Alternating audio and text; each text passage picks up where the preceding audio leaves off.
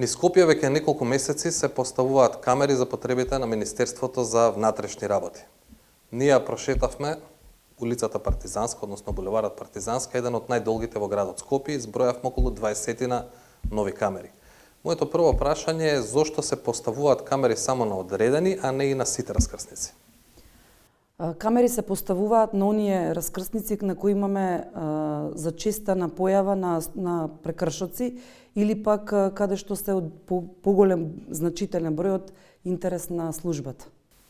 На колку позиции точно ќе има камери во Скопје и дали ќе има и во други градови? Се уште се врши поставувањето на камерите, точно не можеме да одредиме во овој момент, а секако дека се врши поставување и во останатите градови. Дел веќе се поставени во Куманово и Тетово и се планираат кон крајот на годината веќе да бидат поставени и на територија на цела држава. Од тоа што можевме да го забележиме на терен, камерите се од еден ист производител. Какви технички можности имаат овие камери во смисла на тоа за што служат? Кои прекршоци ќе можат да ги регистрираат? Разликуваме неколку вида на камери. Значи има камери за следење на сообраќајот, односно на движењето на возилата. Имаме камери кои детектираат поминување на црвено светло, имаме камери кои мерат брзина и камери кои читаат таблици. До сега традиционалниот начин на казнување, да го наречам, е оној во кој што полицискиот службеник на крај го регистрира прекршокот со правење на записник, но тој има едно дискреционо право, дали ќе напише казна за оној што го прекршил законот или пак понекогаш ќе реши доди со поинаков тип на дисциплинска мерка, односно опомена, укажување, така натаму. Дали камерите ќе го казнуваат буквално секој сторен прекршок или сепак има можност да се простуваат ваков тип на прекршоци? Камерите ќе го регистрираат секој сторен прекршок, повторно ќе напоменам од оние вид на прекршоци за кои се наменети камерите. Простување во електронски систем нема да има. По автоматизам ќе бидат. Сега исклучувањето на човековиот фактор отвара прашања на некои места. Еве пример ќе го кажам жолтото светло. Според закон забрането е возило да помине на жолто светло, но од друга страна има едно дообјаснување во законот кој што вели освен ако возачот не може безбедно да го запре возилото. Како електронскиот систем ќе прави разлика дали возачот поминал на жолто светло и направил прекршок или сепак тоа е допуштено проаѓање на жолто светло? Системот е во согласност со нашиот закон. Односно, ако она што е забрането кај нас во законот, тоа е забрането и во системот. Така да поминувањето на жолтото светло е забрането во законот за безбедност на сообраќајот на патиштата, затоа е забрането и во самиот систем. Системот секако ќе ги детектира и оние возила кои ќе поминуваат на жолто светло, а тоа дали возилото безбедно или небезбедно успеало да помине или да застане, ќе се може самиот граѓанин да си го докаже во постапка пред надлежниот суд.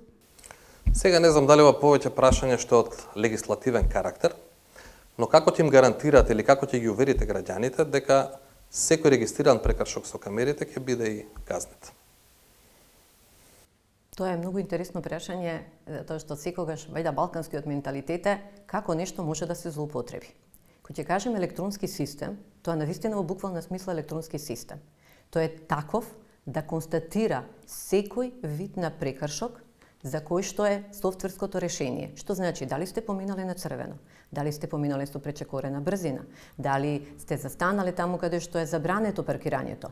Тој автоматски ја забележува, тоа прави фотозапис на регистарската табличка на возилото со кое е сторен прекршокот и веднаш со оглед на бројот на регистарската табличка, тоа возило го поврзува со сопственикот на возилото.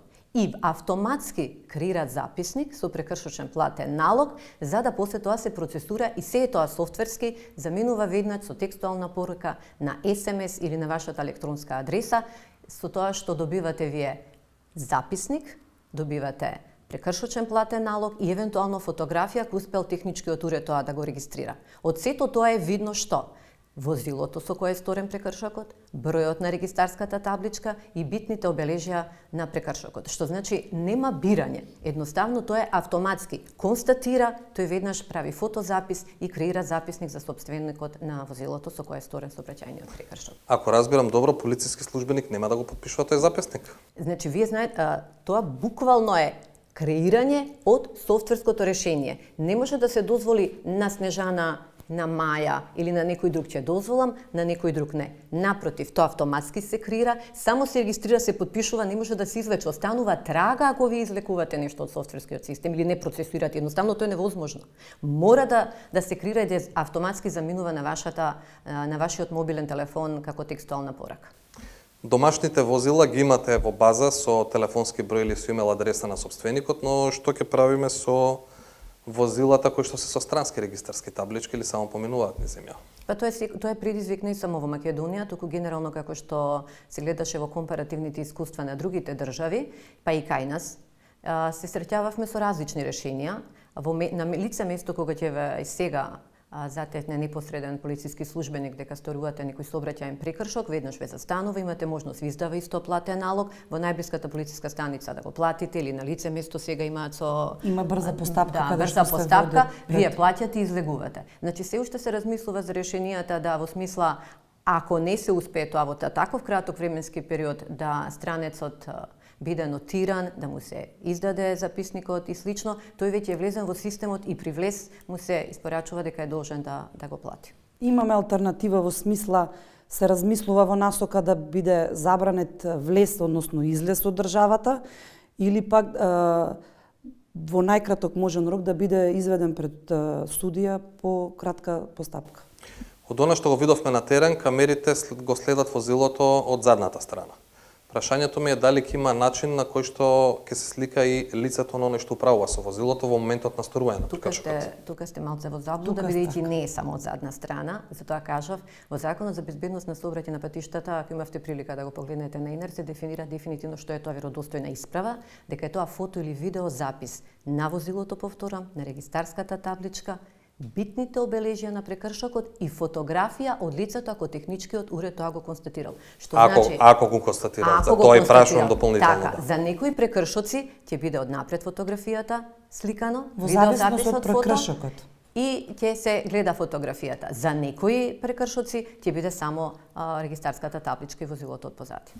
Во тој контекст веројатно очекувате и вие да имате одреден број на случаи каде што ќе се спори фактот кој го управувал возилото, како ќе спречите лажно пријавување на тоа кој управувал или не управувал со возилото? Значи, законот нуди решенија и компаративните пракси беа доста анализирани во смисла, кога некое лице ќе добие на својот мобилен телефон линк за да отвори записник за сторен сообраќајен прекршок, тој има две опции. Или, доколку смета дека го сторил прекршокот, да ја прифати одговорноста и да плати половина во рок од 8 дена или после 8 дена да го плати целиот износ, или може да не прифати одговорност. Неприфаќањето на одговорност може да се случи поради две причини. Прво, затоа што тој знае дека во моментот на сторување на прекршокот не го управувал возилото, туку го управувало друго лице. Тоа е едната причина зошто може да не прифати одговорност, а второто е некои други причини. Во првата ситуација, кога сопственикот не прифати одговорност затоа што во тој период некој друг управувал со неговото возило, има две можности на располагање. Во рок од 8 дена, тој, заедно со лицето за кое знае дека управувало, е должен да дојде во Министерството за внатрешни работи, каде што тоа лице изјавува дека управувало, доколку сака да каже, изјавува дека управувало, и тогаш полицискиот службеник изготвува нов записник со прекршочен платен налог, со што претходниот записник се става вон сила за сопственикот и на него му се процесуира за постапување. Втората ситуација, ако од X причини лицето не може да дојде во полициска станица или сопственикот, постои можност во истиот рок од 8 дена да даде изјава на нотар, и таа изјава било сопственикот, било лицето ја носи во полициската станица, со кое што тој изјавува дека навистина во времето на сторување на прекршокот го управувал возилото. Тоа е ситуација кога не прифаќа одговорност затоа што друго лице управувало. Тоа се должностите на сопственикот. Во втората ситуација, Ако не прифати одговорност од некои други причини, како што и претходно видовме некои спори, дали било, дали не било, дали бил тој во возилото, му останува правото на судска заштита и овде имаме навистина радикална измена во законот за прекршоци, во смисла дека сега прекршочната постапка не се поведува само по барање на овластен орган, туку и тоа лице во тој рок од 8 дена има право да го отштампа, лично да го потпише и лично да го однесе во надлежен суд или препорачано преку пошта, и тоа се смета за барање за поведување на прекршочна постапка и тогаш товарот на докажување на Министерството за внатрешни работи. Она што е многу интересно е дека во законот за безбедност на сообраќај на патиштата се предвидува и одредба со глоба дека никој не може да прифати одговорност на сметка на друго лице ако е видно од самата фотографија дека некој друго управува возилото. Така, баш тоа сакав и да ве прашам, таму се вели ќе се утврдува врз основа дека било очигледно од електронскиот запис. Како ќе се утврдува очигледно? Зарем камерите ќе имаат толку добра резолуција да може да се види позитивно, да се идентификува ликот на одредено лице зад шофершарината што се вели од таа оддалеченост? Па јас мислам дека резолуциите, колешката, тоа подобро ќе го резолуцијата е толку каже. добра што може да се утврди кој го управувал возилото. Дали при изработката на овој закон имавте дилеми, дали се уште има дилеми од аспект на заштитата на личните податоци, односно заштитата на приватноста на граѓаните? И како се справувате со нив? Секогаш е предизвик од една страна приватноста, од друга страна јавниот интерес. И тука секогаш сите во светот мора да се направи баланс. Тоа ни беше сериозен предизвик, имаше сериозни дилеми во работната група, во која што партиципира и професори, и суди, и обвинители, имавме и трибина. Секако бевте запознаени со одржувањето на трибината од страна на Министерството за внатрешни работи. И секако овој закон е работен и во консултација со Агенцијата за заштита на личните податоци. Во моментов законот за безбедност на сообраќај на патиштата и законот за прекршоци од 17 април се објавени на ЕНЕР и тече таа фаза на давање забелешки, сугестии, аргументирани мислења. Така да во оваа фаза сме и дополнително ќе се усогласуваме доколку има некои забелешки од Агенцијата за заштита на лични податоци, меѓутоа врз основа на работните состаноци одржани за оваа проблематика, во принцип почитувани се, респектирани се сите право од аспект на заштита на правото на приватност, затоа што фотографијата ќе ја добиете само лично вие на телефонот и не се злоупотребува, друго ништо нема да се гледа на таа фотографија. Сопатникот нема да биде прикажан на фотографијата. Пред само неколку дена имавме случај во кој што една политичка партија објави видео од снимен радар од полициски службеници. Ке признаеме дека во случајот имаше јавен интерес, бидејќи стануваше збор за, во наводници да кажам, простување на казна на близок роднина на политичар, односно функционер. Сега повеќе ве прашувам од аспект на излегувањето на вакви снимки во јавност. Како ќе се обезбеди или гарантира дека снимките од овој систем нема да излегуваат во јавност? Не зборувам за оние можеби што има некаков јавен интерес во нив, туку зборувам и за оние останатите, па и за некои други причини, освен сторување на прекршоци. Во системот ќе работат полициски службеници и секој ќе си држи своја смена. Така да самиот евент кој ќе го настан, кој ќе го детектира системот, ќе биде на смена на одреден полициски службеник. Така било што да биде излезено во јавност, ќе биде детектирано, ќе се знае кој е и од кого е. Исто како што е настанот сега, како што се знае кој од кого е и како што ќе се превзема одговорност сега, бив се превземало и доколку нешто такво во иднина се случува. На самото кукиште на камерите пишува дека се од фирмата Татиле. Кратко пребарување по интернет ве носи до тоа дека станува збор за италијанска фирма со искуство во областа. Моето прашање е кога се набавени овие камери? Дел од камерите се набавени поодамна, дел се заменети со нови сега. Сега, значи, зборам изминатиот период од неколку месеци, камерите што биле претходно поставени, исто така се заменети со новиот систем, со нови камери, посовремени, пософистицирани и со подобра резолуција. Можете ли да ни откриете колку камери се набавени за актуелниот циклус? Да ви кажеме искрено, ниту ние знаеме, константно се менува и се надополнува системот, зависи од потребите на терен. Секаде онаму каде што секторите за внатрешни работи ќе проценат дека имаат потреба, дали било камера од црвено светло, дали било камера од која детектира, односно мери брзина, или пак која е во интерес на поголема безбедност на граѓаните, таму се надополнува и се надоградува системот со нови камери. Колку чини набавката до сега? Дали имате информација, дали може да ја споделите? Не располагаме со такви информации. Добро, од која земја ќе учиме како функционира овој систем, односно споменавте компаративни искуства. Што значи тоа конкретно? Компаративни искуства значи дека и кога работевме, како што кажа колешката, и во работните групи, ние ги користевме сите соседни држави, како и европските практики.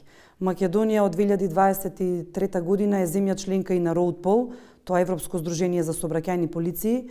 Се искористија многу добри практики таму. Така да и она што го рековте пред малку за странските возила, малтене за нас е многу позитивни искуства, затоа што ги слушнавме токму таму сите негативности кои ги имаат нивните системи и ние пробавме пред време да ги предвидиме и да ги колку толку да ги ставиме во колосек, да ги избегнеме оние проблеми кои веќе ги имале државите пред нас. Би прашал само уште што се однесува до камерите. Дали ќе се менуваат и други закони или ова што сега во моментов е ставена и најавна консултација се последните законски измени кои што треба да се направат? Ова е мощен комплексен процес. Навистина од почетокот се почна од Законот за безбедност на сообраќај на патишта, па Законот за прекршоци. Меѓутоа, кога седна работната група, мораше да има комплетно целата слика за сите прашања како е регулативата во сите закони, бидејќи законските решенија мора да бидат усогласени, да постои комплементарни решенија, за да истите бидат спроведливи во праксата и да биде успешен и ефикасен овој проект и да ја оствари својата цел. Со текот на работата дојдовме до сознанија и анализата покажа дека постојната регулатива има и неусогласени законски решенија. Конкретно, например, Законот за извршување на санкции и Законот за прекршоци и Законот за безбедност на сообраќај патишта има неусогласени решенија, например, во спроведувањето на санкцијата за забрана со управување со моторно возило. Ако имате едно такво неусогласено решение, несомнено, истото ќе предизвика проблеми во праксата. Па тоа наметна потреба за изменување на Законот за извршување на санкции. Потоа се констатира дека, бидејќи, како што на почетокот истакнав, софтверот сторениот сообраќајен прекршок врз основа на регистарска табличка го поврзува со сопственикот, битно е да имате податоци за сопственикот на возилото. И се отвори прашањето за нотарите. Дека кај нотарите се склучуваат договорите за купро-продажба на моторно возило и се отвори прашањето дека неминовна измена на Законот за возила, во дело дека истите треба да имаат пристап до регистарот на возила и да ја внесуваат секоја измена при склучен договор за купо-продажба на моторно возило и промена на сопственик. Значи, тоа се во принцип 5 закони се. Законот за безбедност на сообраќај на патиштата, Законот за прекршоците кои се веќе наенери за кои што пристигаат забелешки, Законот за извршување на санкција, Законот за возилата и Кривичниот законник. Очекувате се да се заврши до крајот на година, предпоставам, бидејќи идејата е ова се да почне да функционира на 1 јануари, така? Така е. Значи, системот е планиран, со тест период ќе се оди кон завршетокот на летото, тука негдека, а со имплементирање на системот Safe City во Скопје, Тетово и Куманово од 1.1.2026 година, пошто негдека втората половина од 2026 година да биде имплементиран целосно на територија на државата. Што значи имплементиран на територија на цела држава? Ќе се поставуваат камери во другите градови? Веќе се поставуваат камери во другите градови, согласно побарувањата и точките кои се важни за одреден прекршок, односно за каква потреба е наместена, а се мисли во смисла на целосно имплементирање со започнување на спроведување на казните. Има и неколку други измени на Законот за безбедноста на сообраќајот на патиштата. Меѓу другото имаме заострување на одредбите во однос на правото на полагање на возачки испит откако ќе му биде поради 2 сторени прекршоци. Мислам дека беше 6 месеци, сега е 12 месеци. Може ли да не објасните зошто се отиде на едно вакво решение? Која беше потребата за тоа? Потребата беше нашата пракса. Бројот на учесници во сообраќајот кои управуваат возила пред да се стекне со право за управување моторно возило е алармантен. Само во минатата година имаме преку 22.000 констатирани прекршоци. Замислете таа бројка дека е сигурно помножена по 2 или по 3, бидејќи тоа се само број на констатирани прекршоци, колку поминале неказливо. Токму ради тоа и фактот што се зголемува бројот на загинати лица во сообраќајни незгоди, нас ни дава аларм за да се превземе нешто со што би се намалил овој број и би се искоренило возењето во сообраќај пред да се стекне со право на управување на моторно возило. Има и неколку други измени кои што пред се однесуваат на пешаците, но се однесуваат и на други учесници во сообраќајот, како современиот вид на транспорт, возачи на тротинети, но исто така мотоцикли, трицикли и така натаму, да не ги редам. Една од нив е забраната за користење на електронски уреди, каде што меѓу електронските уреди се ставени слушалици, но се вели на двете уши. Ке може ли да ни објасните што детално нема да биде дозволено а што ќе се санкционира, односно казна? Нема да биде дозволено да еден пешак ќе земеме за пример, во исто време да му се зафатени и рацете и ушите. Ме разбирате, да не му биде одвлечено вниманието. Да, може да носи една слушалка за да му биде другото уво слободно и да може да внимава на околината дали може би наидува на некаква опасност. Да не му биде одземено вниманието во исто време со двете раце да држи мобилен телефон да се пишува пораки и во исто време да има две слушалки во ушите, комплетно небезбедно да поминува улица. Токму заради тоа се направени измените. Нашата пракса покажува дека се почесто таков вид на учесници во сообраќајот комплетно им се одзема вниманието. Со двете уши да имаат слушалки, во рацете да си држат таблет, мобилен телефон, поминуваат небезбедно, не внимаваат дека навистина им доаѓа опасност. Сега можеби ќе карикирам малце, но што ако се случи некој граѓанин да ја обжали казната од полицискиот службеник, да тврди дека, например, имал слушалка само во едното, а не во двете уши кога бил казнат? Тоа е можноста на Законот за сообраќај и претходно, докажувањето. Како и претходно, во Република Македонија немало електронски систем за детектирање на прекршоци. Секој прекршок е констатиран со непосредно забележување од страна на полицискиот службеник. Така да друга не е новина, туку пракса е што полициските службеници одат по двајца во патрола. Така да докажувањето ќе си остане и на Министерството и на странката која ќе го оспори прекршокот. Земајќи го целиот процес во предвид, потрошени се сигурно многу пари, ако немаме конкретна сума, потрошена и многу енергија и доправа ќе се троши, така што моето последно прашање би било што ќе биде репер, односно кое постигнување ќе се смета дека целиот овој проект е успешен? Намалувањето на бројот на сообраќајни незгоди е прво, а особено намалувањето бројот на жртви. Целта на Министерството за внатрешни работи не е да се зголеми бројот на констатирани прекршоци, да се полни буџетот или било што. Целта наша е да се смири сообраќајот, да се намали бројот на, повторно ќе кажам, сообраќајни незгоди, особено бројот на жртви, бидејќи во изминатите години забележуваме тренд на зголемен број на сообраќајни незгоди, особено со жртви. Тука нашата цел ќе биде постигната кога ќе се намали бројот на сообраќајни незгоди и на загинати лица во тие сообраќајни незгоди. Дали се ова индикаторите во легислативата? Како што на почетокот напоменав, целта е безбедност на сообраќајот на патиштата.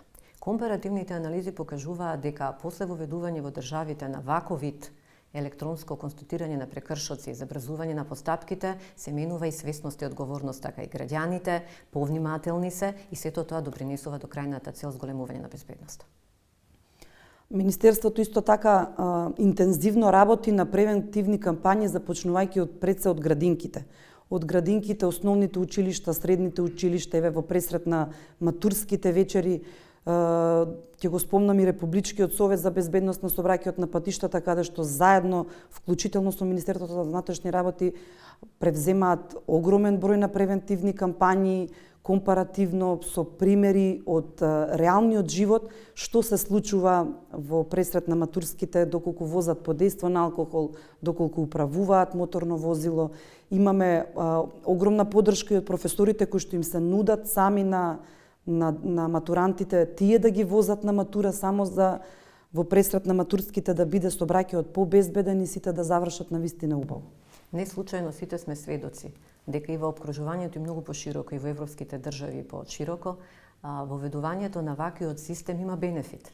Затоа и функционира. Одговорноста се зголемува, постапките се брзи и тој што веќе одговара и нема систем на селективност или субјективен фактор, неминовно води кон тоа да се зголемува свеста, да се намалува бројот на прекршоците, а со самото тоа причинско последично и безбедноста во сообраќајот на патиштата. Ви благодарам многу на времето. Благодарам. Благодарам.